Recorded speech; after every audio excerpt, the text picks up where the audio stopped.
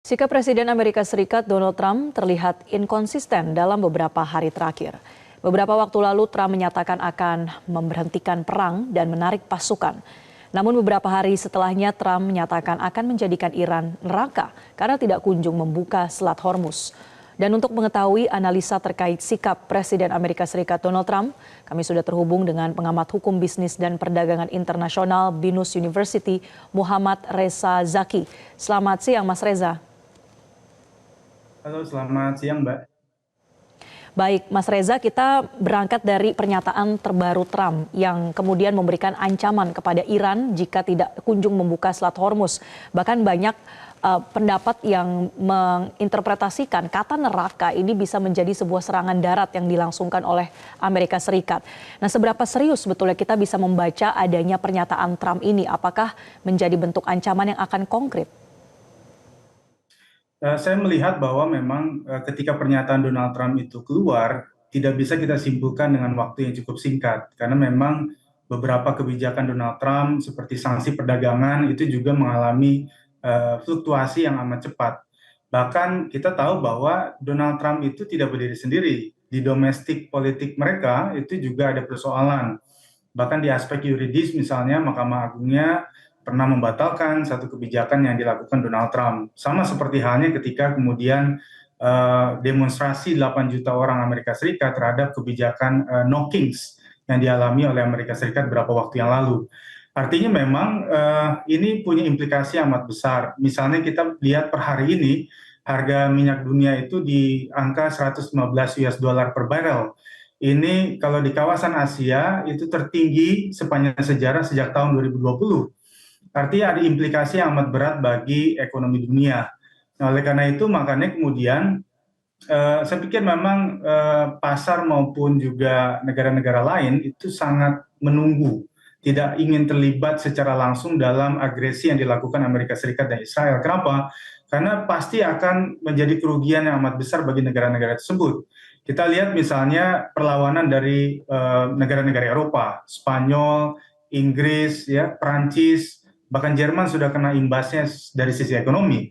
Dan kalau kita perhatikan, mereka mencoba untuk melarang Amerika Serikat membangun pangkalan militer mereka di negara masing-masing itu untuk menyerang Iran itu sendiri. Bahkan Eropa itu sudah mengajak negara-negara Asia untuk kemudian bagaimana menyatukan kekuatan menghentikan agresi militer Amerika kepada Iran.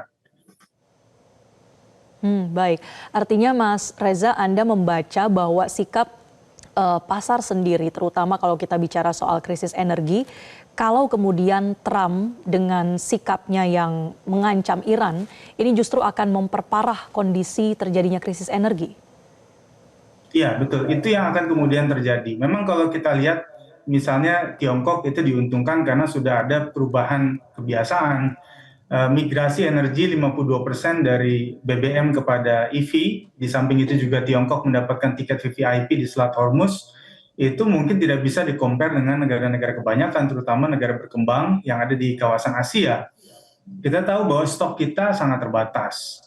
Dan posisi ketika satu negara dianggap misalnya punya relasi yang dekat atau sekutu bahkan dengan Amerika Serikat dan Israel, maka Iran pasti punya respon yang negatif terhadap negara-negara tersebut. Apakah kemudian tidak diberikan kesempatan lewat Selat Hormuz, atau kemudian perlu negosiasi yang panjang. Kita tahu, Mbak, bahwa beberapa hari terakhir itu lebih dari 2.000 kapal terkatung-katung nasibnya di Selat Hormuz. Dan ini yang kemudian menyebabnya menimbulkan krisis energi yang kemudian amat sangat kental dihadapi.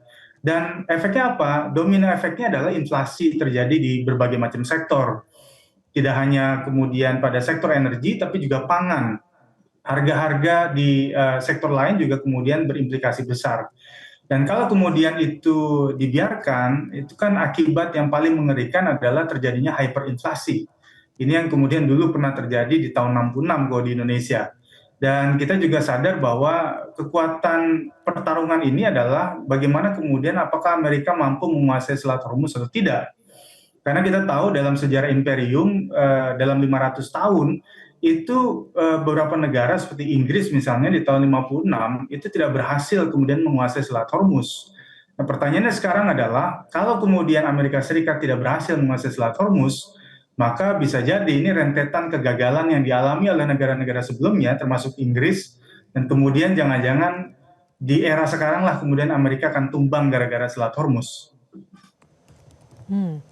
Baik, Mas Reza, tadi juga Anda menyebutkan bahwa ada tekanan domestik sebetulnya yang dialami oleh Trump, oleh Amerika Serikat dengan adanya demo No Kings, kemudian juga secara dunia internasional yang juga meminta atau mendesak Amerika Serikat untuk kemudian ke meja diplomasi misalnya. Nah, tapi kalau kita melihat pernyataan Trump yang sejauh ini selalu disampaikan di Truth Social atau dalam wawancaranya dengan media, respon tersebut ini kemudian menjadi satu hal yang membuat pasar justru lebih panik. Nah, sebetulnya apa respon yang diharapkan sejauh ini, Mas Reza? Ya, kalau pasar tentu saja ingin memulihkan kondisi ekonomi global dengan cara apa? Perang dihentikan. Karena satu-satunya cara adalah ya semua fokus saja pada kompetisi yang lebih real yang kemudian dianggap pada tahun 1945 ketika Perang Dunia Kedua berakhir, itu perdaganganlah adalah cara untuk kemudian kita compete di semua negara.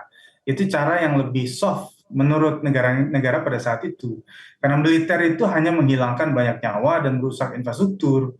Dan untuk rebuild dari satu negara ke negara lain itu prosesnya amat sangat tinggi. Kita tahu bahwa misalnya Amerika Serikat sempat disinyalir akan menghentikan perang. Bisa jadi karena anggaran yang kemudian digunakan untuk kekuatan militer mereka itu sudah makin menipis. Anggaran yang sudah dikeluarkan oleh Amerika Serikat itu lebih dari 300 triliun ya selama proses dari mulai beberapa bulan yang lalu.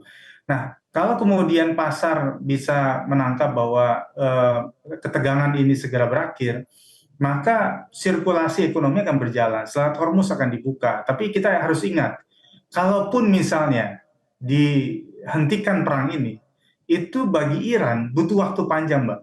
Kenapa? Karena dia khawatir nanti terjadi sudden attack, serangan dadakan yang kemudian seolah-olah ini perang sudah berakhir, tiba-tiba Iran mulai melemah kekuatannya, penjagaannya, lalu kemudian tiba-tiba ada serangan dari negara tetangga misalnya, dari negara Teluk. Karena kita tahu bahwa negara di Timur Tengah itu hampir sulit kemudian kita katakan menjadi sekutu daripada Iran. Justru sebaliknya, mereka menjadi tangan kanan dari Amerika Serikat untuk kemudian menghabisi negara Iran.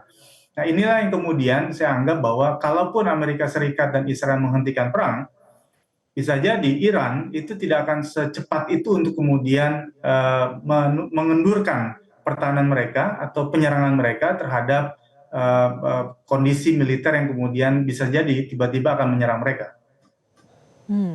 Ya, menarik apa yang tadi Anda sampaikan, Mas Reza, bahwa kalaupun perang kemudian berhenti, ini tidak bisa dijamin begitu ya berapa lama kemudian perekonomian bisa pulih seperti semula atau seperti sebelum terjadinya agresi.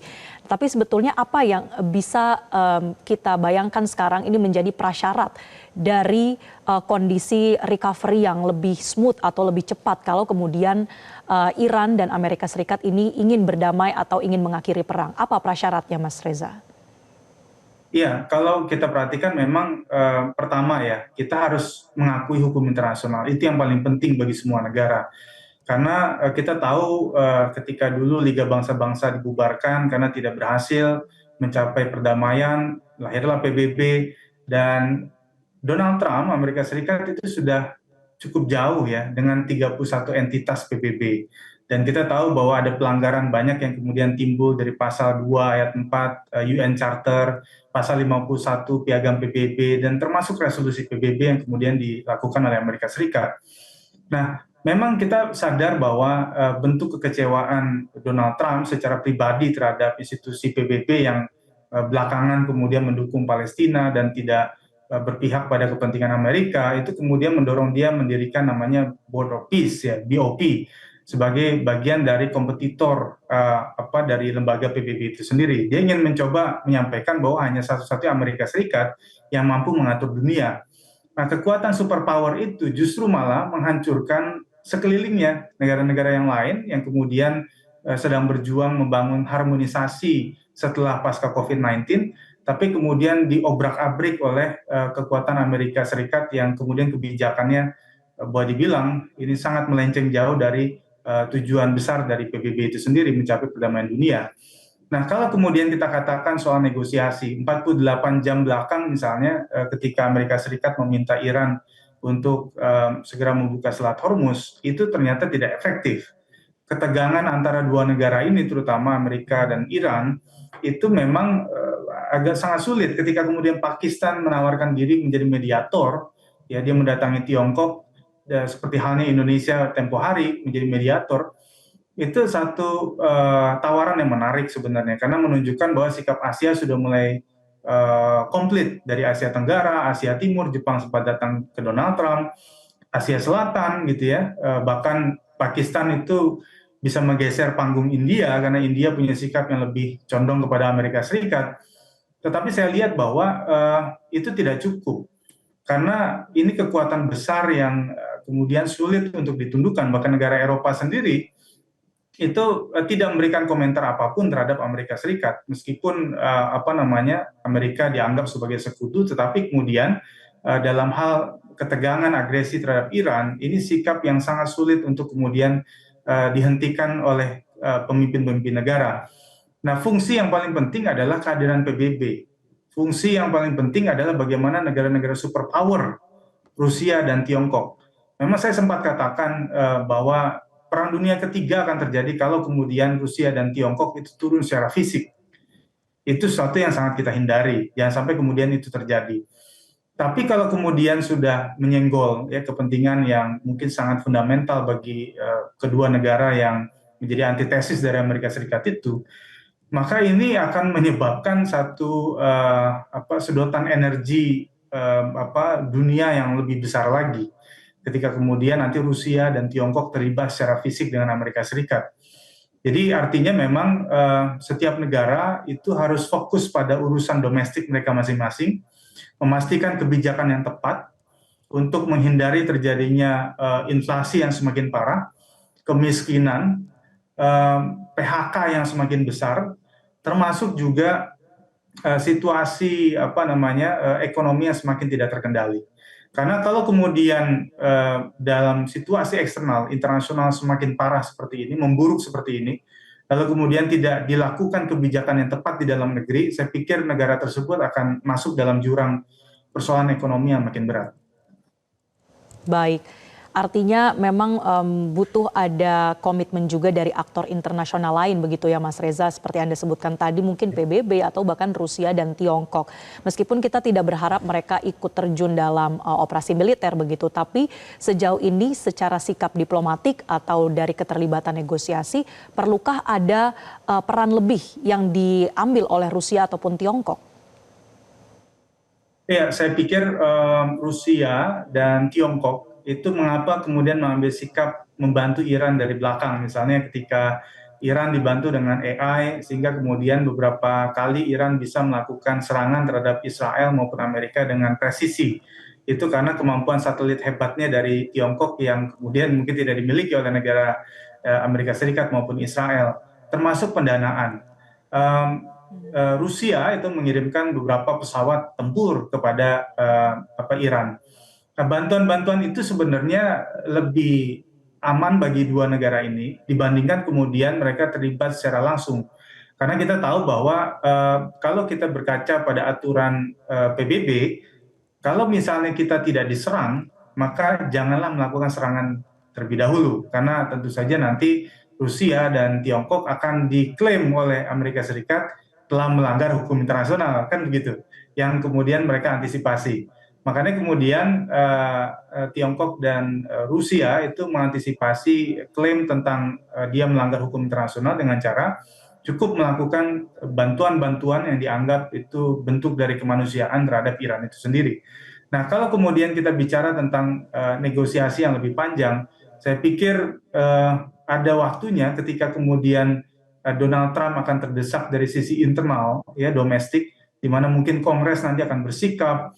Lalu kemudian kita tahu juga ada soal sensitif pribadi, file Epstein yang kemudian itu muncul di tengah-tengah agresi terhadap Iran. Belum lagi kemudian masyarakat Amerika Serikat yang semakin berteriak karena harga BBM mereka itu $4 per galon misalnya, bisa jadi itu sudah naik. Nah, ini yang kemudian menyebabkan Donald Trump mungkin akan terhimpit dengan tekanan dari dunia internasional dan juga domestik. Itulah mungkin cara yang paling tepat, yang paling efektif untuk kemudian membuat Donald Trump akan berpikir ulang untuk memperlama proses ini. Karena bagi Iran menguntungkan, semakin lama perang, maka Amerika Serikat itu akan kehabisan amunisi mereka. Ya, meskipun harganya lebih mahal daripada yang dimiliki oleh Iran, lebih canggih mungkin daripada Iran, tetapi itulah strategi yang dilakukan oleh Iran untuk kemudian membuat bahan bakar dari Amerika Serikat itu akan terbatas dan akhirnya kemudian tidak punya lagi kekuatan. Bahkan bisa jadi pasukan militer Amerika Serikat akan balik badan melawan kebijakan Donald Trump karena sudah banyak nyawa yang hilang dari para prajurit di Amerika Serikat. Baik, terima kasih sudah membagikan analis Anda, Mas Muhammad Reza Zaki, pengamat hukum bisnis dan perdagangan internasional BINUS University. Jelajahi cara baru mendapatkan informasi. Download Metro TV Extend sekarang.